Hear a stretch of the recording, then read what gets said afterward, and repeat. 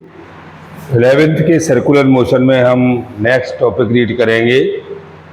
उसी के नेक्स्ट है, जब कोई पार्टिकल किसी भी सर्कुलर पर और ये मोशन करता है तो मोशन करते समय ये अपने साथ दो कंपोनेंट मेंटेन करता है, एक रेडियस एक्सेलरेशन ए और एक टेंजेंशियल एक्सेलरेशन आर। और जब ये दो कंपोनेंट के साथ मोशन करता है तो ये अपना रेट चेंज करता है। तो v equal to r omega linear speed of the particle is the product of the radius of path and angular speed. तो a इक्वल टू आपके पास मिलता है dv अपॉन dt। इसको आप कह सकते हो a equal to dv u theta upon dt के साथ, तो dv upon dt u theta और plus v du theta upon dt। dv upon D theta u theta plus v minus के d theta upon dt u r। तो ये आपकी value हो जाती है v is equal to r d theta upon dt। तो d theta upon dt is equal to d theta upon dt का mod. तो ये आपकी वैल्यू होती है d theta upon dt is equal to v upon r के साथ। और दूसरी वैल्यू हमारे पास आती है a is equal to dv upon dt u theta plus v का स्क्वायर अपॉन r माइनस के u r। तो at is equal to dv upon dt u theta. तो a r is equal to आपकी हो गई कितनी, v का square upon r minus के u r के साथ।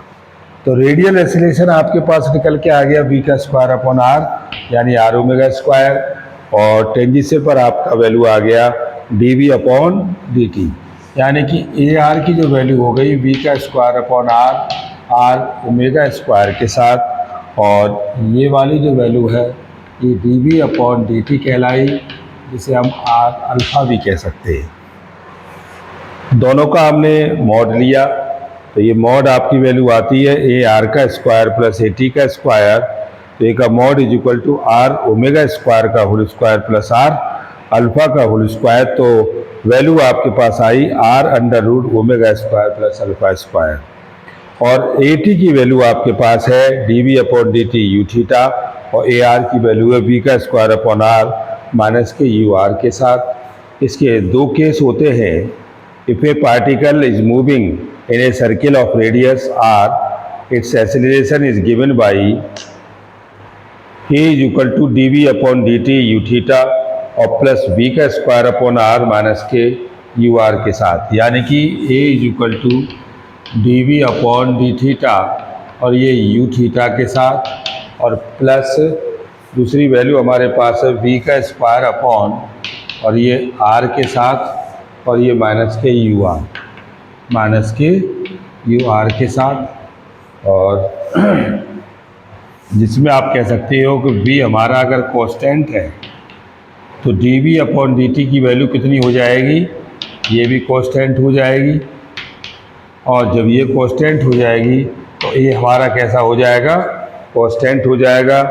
इन this case the tangential acceleration is absent and total acceleration is radial और centripetal and is represented by a is equal to v का स्क्वायर अपॉन r माइनस के u r के साथ। Okay, thank you very much.